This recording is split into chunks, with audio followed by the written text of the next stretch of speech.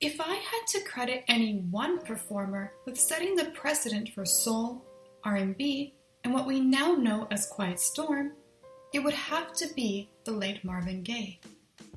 There's undoubtedly something to be said about his ability to freshen up the sounds of gospel and funk while retaining that nostalgic charm reminiscent of old cinema. Gaye's Greatest Hits compilation does just that, and so much more. Recorded in the 60s and 70s, these mesmerizing tunes grace our eardrums with warm vocal layers one moment and chilling, silky high notes the next. The combination of percussion, most notably the flighty and fluid piano, passionate brass, and fluttering strings reflect this dynamic. The most remarkable part is that the transitions are never melodramatic. The lyrics are even more varied, ranging from love songs that aren't just about romance to snippets of his life experiences.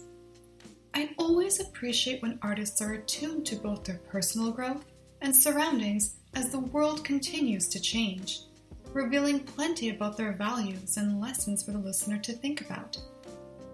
That being said, Let's Get It On wasn't the way to start the album as far as I'm concerned. I know it's a popular one, being about seducing lovers and all, but if it weren't for Gaye's enticing voice, it would honestly be a bore to sit through the entire song.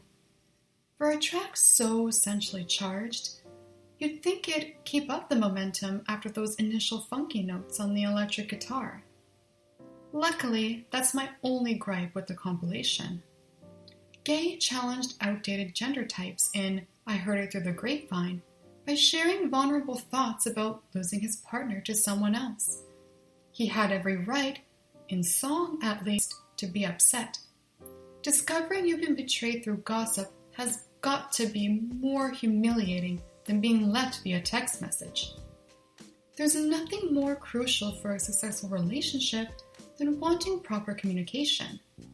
And even though Gaye didn't write this particular song himself, you still believe his support of the idea through his performance. For me, Gaye's socially conscious music was the pinnacle of his career. Mercy, Mercy Me, the ecology, is metaphorical in how it feels we treat the earth.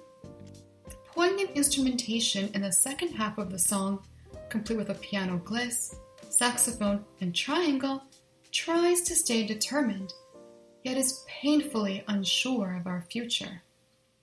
Vocally, we might say that Gaye is a romantic at heart, but none of that earlier excitement is heard here.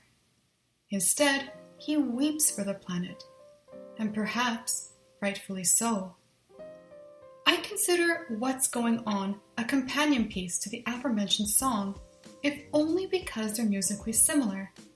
Thematically, however, Gaye addresses another prevalent issue, the effects of police brutality on social division. Although it was inspired by attacks on anti-war activists, the lyrics speak to the importance of kinship and understanding rather than protest.